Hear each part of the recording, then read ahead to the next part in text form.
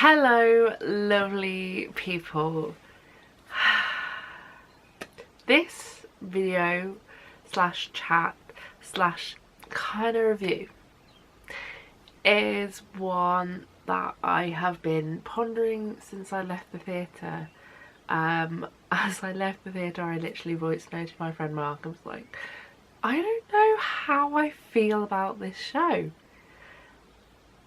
I explained some of my reasonings why, and I still, like, almost a week and a bit on, still unsure. So let's get into it. If you want to know my thoughts and feelings on I Should Be So Lucky, the musical, stick around and we'll get into it in 2 whole seconds.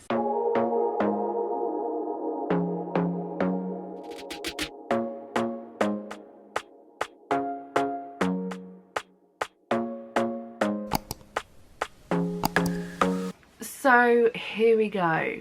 I actually travelled to go and see this show. I went to the Bristol Hippodrome, and yeah, I missed out on seeing it in Birmingham, which is actually the stop before Bristol, because I was rudely on holiday. How dare me. Anyway, I knew when this show was announced, both its cast and the fact it has been written by the one, the only Debbie Izzet, who is of Nativity fame. She is filmed, well, she's written and directed 4 Nativity films. There is also Christmas at Mistletoe Farm. She has also created, directed and written I Should Be So Lucky. I was like, yep, I'm in. Where do I book my ticket? The music involved is all, or mostly all, from the powerhouses of the 80s, Stock, Aiken and Waterman, and most of the songs involved are songs that you will know. Just to name a few, we have obviously I Should Be So Lucky, Too Many Broken Hearts, Better Off Without You, Never Too Late, Hand on Your Heart, Respectable, Step Back in Time. There is so many. I could literally list them all. Some of which I knew, some of which were new to me. Obviously I am a 90s girl, so some of them I kind of know through popularity. Some of them I was like, oh, I've never heard this song before. Okay. The other reason that drew me in was the cast that they brought in for this show, and I was like, oh my god, I love all these people, I need to go to this show. We'll get into the cast in a minute, because my main reason for being unsure on this show, I think I've nailed it down now, is its storyline. So just to give you some backstory if you haven't seen the show. The show starts on the wedding day of, we're calling the 2 leads, who are called Ella and Nathan. However, at the altar, Nathan suddenly comes out and says, hold up, I can't marry you. He doesn't really give a reason why, he just says he can't do it, and that obviously breaks Ella's heart. They then decide, Ella and the rest of the bridal team, if you will, of which there's so many. There's her mum, her nan, her sister, her best friend, and her gay best friend. I feel like that's all of them. They all decide to go on the honeymoon to get away from it all, if you will. But in classic rom-com fashion, she gets introduced to a new man who wants to show her the world. She has a dalliance, has a moment, but then, I know, drama, the fiance comes back, or comes onto the honeymoon and says, hold up, I still love you, please get back with me. And then she's torn in the middle of 2, and then she finally makes her decision. at the end. Then, on top of that, if that wasn't enough plot for one show, there is also 3 side romances you've got to try and keep up with. One which is a slow burn, one which has a bit of jeopardy to it, but in the end turns out to be slightly different jeopardy than the jeopardy you think it is. And then there is a third romance of the bride's gay best friend and a local, the masseuse at the hotel. I know, confusing. Top then that off with the fact that throughout the entirety of the show, the lead character Ella also has conversations with Kylie Minogue through a mirror.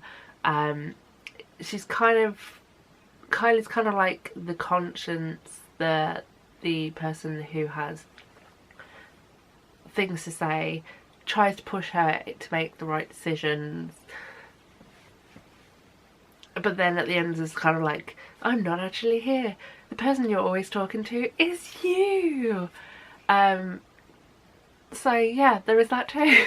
It's a lot when you consider things and when you're like, okay, this happened, but then this happened. Most of the storylines at the end are all tied up into a neat bun. Obviously, Ella chooses her man. The other romances come to a final moment, but still, you are sat there at the end going, wait, what happened? That was a lot. But still we move. Let's move on to the cast. As I mentioned, they were quite a lot of the reason that I booked my ticket, because there were some names of people that I truly love and adore, and I was like, okay, if you're involved, I'm going to go and watch it. So firstly, you've got the Nativity Camp, in which there are a few people who are in this show who have done most nativity shows that I've seen. I love them for that, and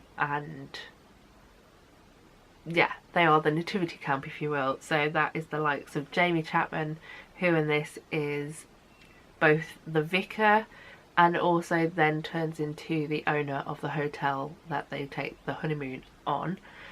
Also there is Gemma Churchill, who is in this show the nana of the bride. There is Ralph Bogard, who in this show is the masseuse. There is also Billy Roberts, who I last saw on the last nativity tour, who is Nathan, lead role, love interest again, love that for him. Then you have the next camp of people who I was interested in seeing, which are my favourites, if you will. So we've got Dominic Anderson, Kayla Carter, Scott Page, Jess Daly, to name a few. I mean, this show was the first time I've seen Jess in the flesh, and it's been a long time coming because I think she is an iconic woman. But yes, I was very excited to see her. And then you've got the third camp, which is, amongst others, the people that I probably should have known about a bit sooner but had never seen before, and now I kind of love a little bit. So that is people like Matthew Croak, Giovanni Spagno, probably pronounced his surname incorrectly, but hey ho, Lucy May Sumner, Anna Unwin, to name a few. The cast of this show, for a touring show, is quite immense. It's a good amount of people. I'm very tempted just to stop and count all the names, because look at that list. Look at it.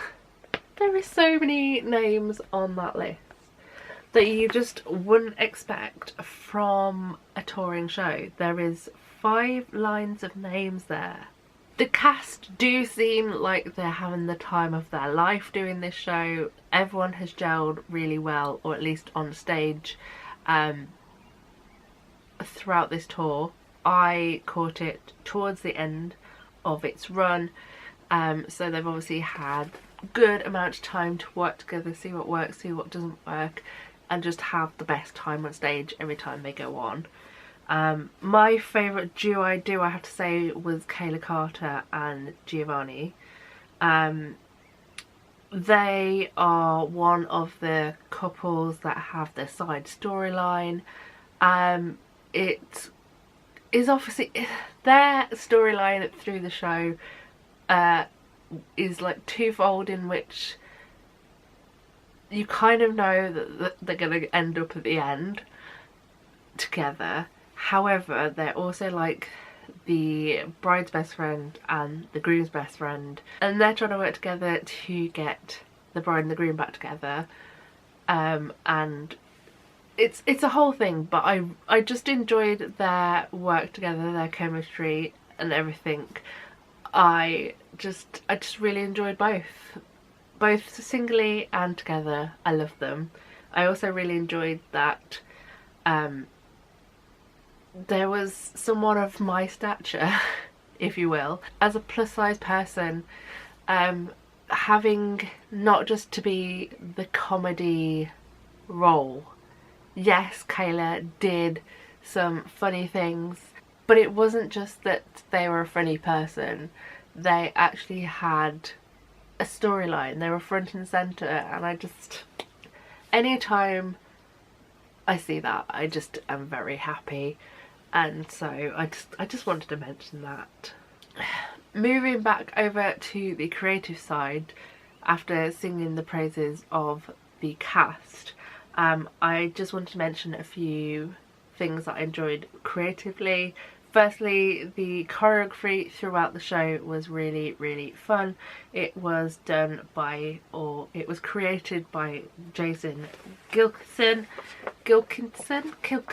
When I read that name, I was like, oh, why is that familiar? And then I read through the bio in the programme, and the reason that the name was so familiar is because for the last 10 years he has been creative director for Strictly Come Dancing. I was like, that is why I am so aware of his name, because he is the person behind a lot of the group pro dances that you see on a Saturday and Sunday night. There was just fun, I feel, with the choreography in this. There was some more ballroomy-esque, more Latin-esque moves, but there was also just a lot of fun, and I really enjoyed it throughout. Another thing I enjoyed was the set and the costume designs, which were done by Tom Rogers. I just loved everything. Also, I know it would not suit my body, but I am a massive fan of Jess's purple flowery dress, and also Ella's / Lucy's finale white, silver, glittery jumpsuit. Oh, love them. So, as I rambled on for about 15 minutes, you know that this show wasn't the worst show. It was a nice show. It was an enjoyable Saturday afternoon in the theatre, watching something that you don't really need to think about, and that's nice. However, it's definitely made me think about how I like in a musical a lot more than I expected it to. Like I said, there is the one main plot, but also others going off it, and there was even one kind of sneaked into the end of Act 2, and I was just like, wait, what? It was a lot, but that, if it came back around again, I probably would revisit it. So it's given me a lot to think about. I enjoyed the music. Some of it, like I said, I knew. Some of it I didn't, but none of it was a bad choice. It all worked well with the show. It's not like everything suddenly just stopped and they burst into song. It's just left me pondering things, you know? Maybe that is the sign of great theatre. I don't know. There isn't a lot of time left on the tour. I saw it, like I said, in Bristol, and since then it has done, I think, Liverpool. At the time of me filming, it's got Sunderland, Aberdeen, and it's finishing in Dublin on the 11th of May. So if you're in any of those places, check it out for yourself. Let me know your thoughts. But yeah, there we go. It was actually easier to talk about than I thought it would. I had got notes, but still I was just like, I was really interested to see how this all came out. But hey, that is me finishing off this chat about I Should Be So Lucky. Have you seen it? What were your thoughts? Let me know. Share them in the comments. But that is enough for me for the day. So all that's left to say is the usual. Thank you for watching. I hope you enjoyed. I hope you come back next time. But so long, farewell, auf Wiedersehen and good journey. Bye.